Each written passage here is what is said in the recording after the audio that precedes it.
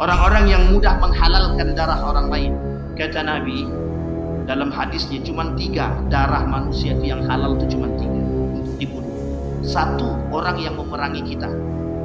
Orang yang memerangi kita kemudian kita perangi dan kemudian mati dia, itu tak salah dan darah dia halal. Yang kedua, orang yang memang membunuh. Maka pembunuhan terhadap orang pembunuh, pembunuhan terhadap orang yang telah membunuh, maka hukum qisas itu berlaku. Dalam Islam tak sah. Hanya saja dalam undang-undang tak boleh. Itu tak boleh kalau dah dibunuhnya keluarga kita tak boleh bunuh dia. Masuk penjara sajalah. Nah, itu bahasanya. Tapi dalam Islam tidak. Darah dibayar dengan darah, nyawa dibayar dengan nyawa. Biar adil. Mereka bekerja sama dengan orang Yahudi, Nasrani. Tujuannya apa?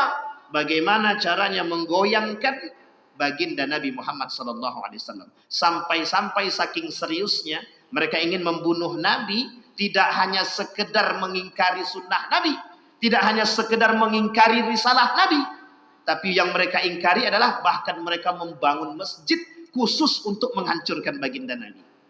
Mereka bangun masjid untuk memecah Islam. Mereka bangun masjid untuk membunuh Nabi. Namanya Masjid Dirar.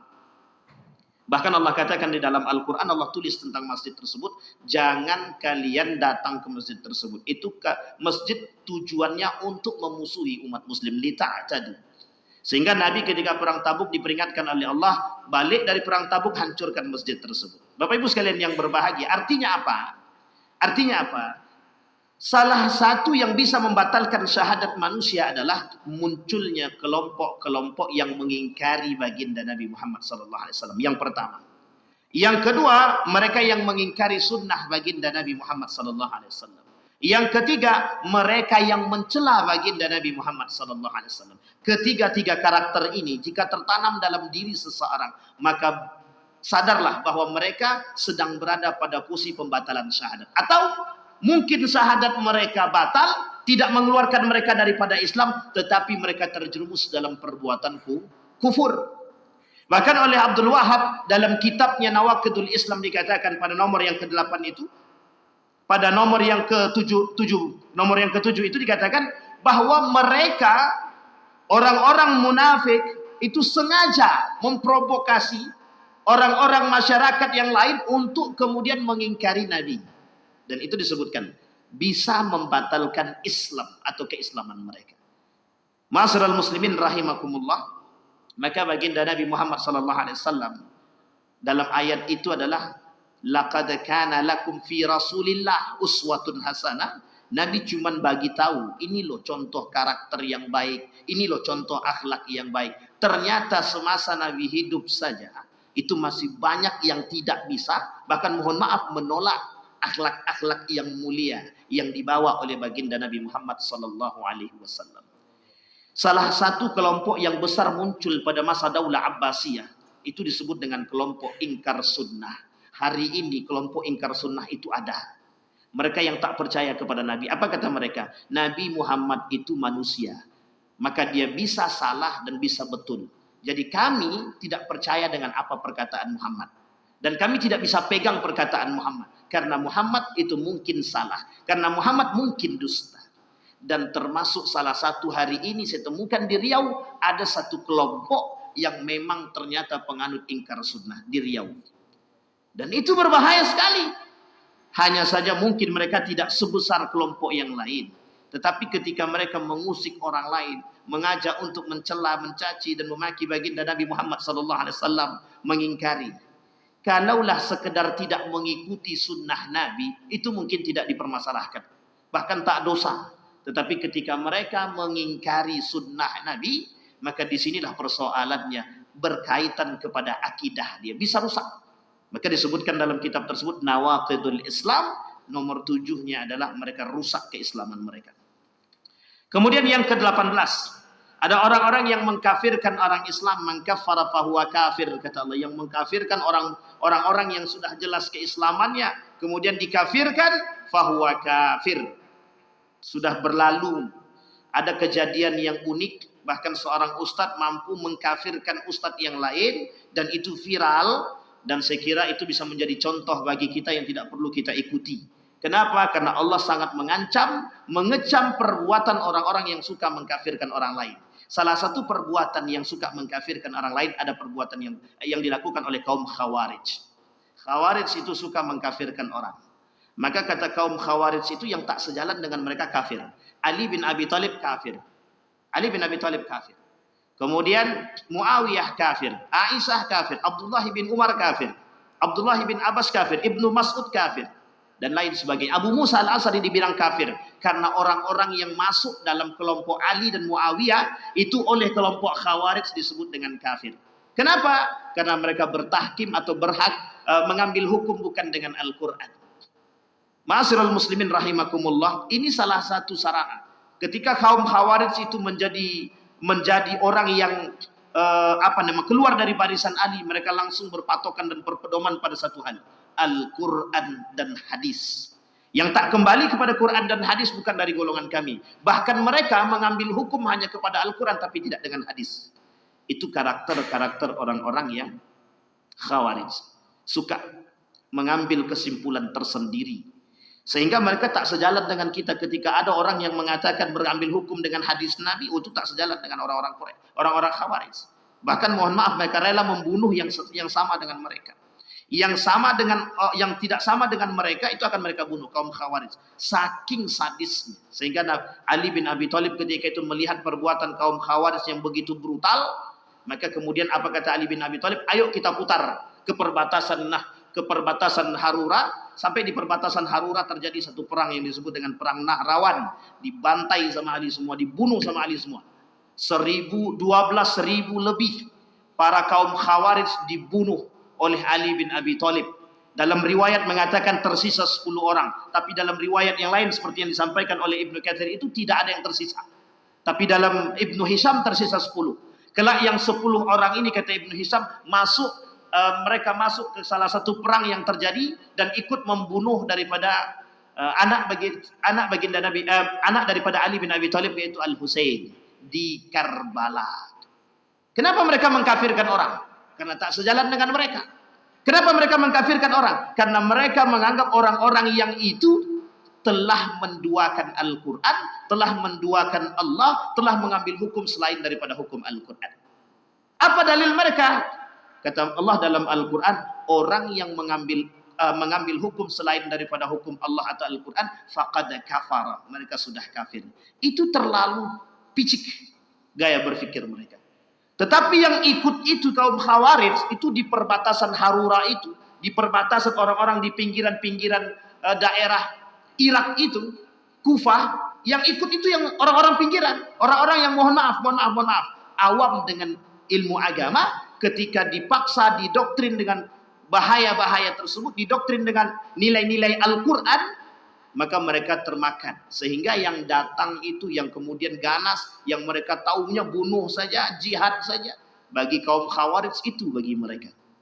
Sehingga tak salah ketika kejadian di Saudi Arabia, pembasmian semua bentuk peninggalan-peninggalan kerajaan ketika itu, termasuk peninggalan-peninggalan makam-makam yang kemudian dihanguskan dan dibersihkan, itu tak salah. Karena memang ketika itu ada neo-neo Khawarij yang bermunculan. Kelompok-kelompok yang disebut dengan Khawarij dihabisi semua mereka. Mereka habisi semua peninggalan-peninggalan biar tidak ada pengkultusan bagi mereka. Dan lain sebagainya. Kembali kepada poin tadi. Orang-orang yang mudah mengkafirkan orang lain. Orang-orang yang mudah menghalalkan darah orang lain. Kata Nabi dalam hadisnya, cuma 3 darah manusia itu yang halal, itu cuma 3 untuk dibunuh. 1, orang yang memerangi kita. Orang yang memerangi kita kemudian kita perangi dan kemudian mati dia, itu tak salah dan darah dia halal. Yang kedua, orang yang memang membunuh. Maka pembunuhan terhadap orang pembunuhan terhadap orang yang telah membunuh, maka hukum qisas itu berlaku dalam Islam, tak salah. Hanya saja dalam undang-undang tak boleh. Nah, itu tak boleh kalau dah dibunuhnya keluarga kita tak boleh bunuh dia. Masuk penjara sajalah. Nah, itu bahasanya. Tapi dalam Islam tidak. Darah dibayar dengan darah. Nyawa dibayar dengan nyawa. Biar adil. Dan yang ketiga, irtadda an dinihi. Irtadda an dinihi maksudnya adalah mereka yang keluar daripada Islam. Murtad. Halal darah dia untuk kita bunuh. Tapi itu dalam Islam. Dalam undang-undang tidak boleh. Di dalam negara Republik Indonesia, orang yang keluar daripada Islam itu dijaga oleh undang-undang. Hak memilih agama. Jadi terserah orang mau memilih agama sekalipun dia keluar daripada Islam, kemudian dia masuk ke agama Kristiani, Hindu, Buddha dan lain sebagainya, itu terserah. Itu haknya mereka masing-masing. Tetapi dalam Islam tidak. Yang sudah keluar daripada Islam, maka darah dia halal untuk dibunuh. Artinya apa? Itu yang diperbolehkan di dalam Islam. Tapi terlepas daripada itu, tak ada yang diperbolehkan daripada apapun alasannya, tidak diperbolehkan. Maka kalimatnya dalam hadis Nabi, sibabul muslimi fusuq wa qitaluhu kufrun. Orang yang menyakiti hati muslim itu fasik, yang kemudian membunuh orang-orang muslim kufur. Mereka sudah terjerumus dalam kekafiran. Kemudian yang ke-19, beribadah bukan kepada Allah. Kita sudah paham konteks ini Bapak Ibu sekalian yang berbahagia. Orang-orang yang beribadah bukan kepada Allah, itu jelas tujuannya bukan untuk Allah, jelas Allah tak suka, jelas mereka setelah menduakan Allah, jelas mereka sedang menjadikan Allah itu kawan. Ada orang lain yang dijadikan dia Tuhan baru. Dan Bapak Ibu sekalian yang berbahagia, ini berbahaya. Karena hari ini kita melihat sekian banyak sekali orang-orang yang mentuhankan selain daripada Allah. Kemudian 20 yang terakhir daripada perkataan Said Ahwa, yang bisa membatalkan syahadat manusia itu adalah syahadat orang-orang yang berislam atau orang-orang muslim. Yang ke-20 itu adalah orang-orang yang melakukan perbuatan syirik kecil. Ternyata syirik kecil itu mampu merusak daripada syahadat. Kenapa? Syirik kecil jauh lebih berbahaya daripada syirik besar. Syirik besar mereka mempertuhankan manusia, jabatan, kekuasaan dan lain sebagainya. Itu nampak. Tapi sementara syirik kecil tak nampak. Syirik kecil itu letaknya di hati. Riya, sum'ah, takabur, dan lain sebagainya. Ujub. Itu bagian daripada perbuatan syirik kecil yang tertanam di dalam hati manusia. Sehingga kata Hasan Al-Basri, yang paling berat bagi manusia, bagi orang yang berislam adalah ketika mereka terjangkit perbuatan syirik kecil. Ternyata perbuatan syirik kecil oleh para ulama bisa menyebabkan mereka membatalkan syahadat mereka dan bisa menyebabkan mereka keluar daripada Islam. Bahkan perbuatan amal ibadah mereka yang mereka lakukan selama hidup mereka, karena mereka tergelincir dalam perbuatan syirik kecil, mereka terjerumus, tergelincir dalam syirik kecil, apa kata para ulama? Mereka orang-orang yang amal ibadah dia tidak akan pernah diterima oleh Allah. Bahkan dalam riwayat yang lain itu disebut sittatu asya'in tuhbitul a'mal. Ada 6 perkara yang bisa membatalkan atau menggugurkan amal ibadah. Salah satu di antara sekian 6 tersebut adalah orang-orang yang suka melakukan perbuatan-perbuatan syirik kecil. Ma'asyiral muslimin rahimakumullah. Maka penting bagi kita untuk memahami hal-hal demikian agar kita bisa selamat. Bagaimana kita menjaga syahadat kita.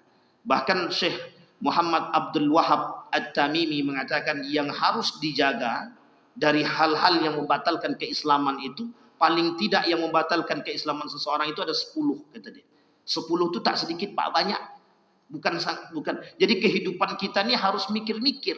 Memang harus cerdas. Setiap melangkah kita berpikir salahkah atau tidak. Setiap kita melangkah kita berpikir. Kenapa? Kita takut setiap jalan itu ada pakunya. Sehingga ketika kita berjalan kaki kita tertusuk dengan paku. Apa yang kita maksud adalah setiap orang ketika berpikir setiap jalan itu ada paku, maka dia mesti akan berhati-hati daripada jalan dia. Sama. Kalaulah kita tahu hal-hal yang membatalkan syahadat kita, keislaman kita, itu mesti manusia itu akan berjalan melakukan ibadah itu pelan-pelan dan hati-hati. Kenapa? Karena dia takut terjerumus dalam pembatalan keislaman, begitu juga yang bisa membatalkan syahadat dia. Ma'asyiral muslimin rahimakumullah, mudah-mudahan apa yang kita sampaikan dan apa yang disampaikan oleh Said Hawa dalam kitab Akidah yang dinukil oleh Profesor Dr. Yunhar Ilyas tentang yang membatalkan syahadat, 20 poin tersebut bisa kita tanamkan dalam diri kita untuk menjadi penjaga agar kita berhati-hati dalam melangkah dan kita tak terjerumus dalam akidah yang salah, tidak terjerumus dalam akidah yang batal, tidak terjerumus dalam iman yang rusak.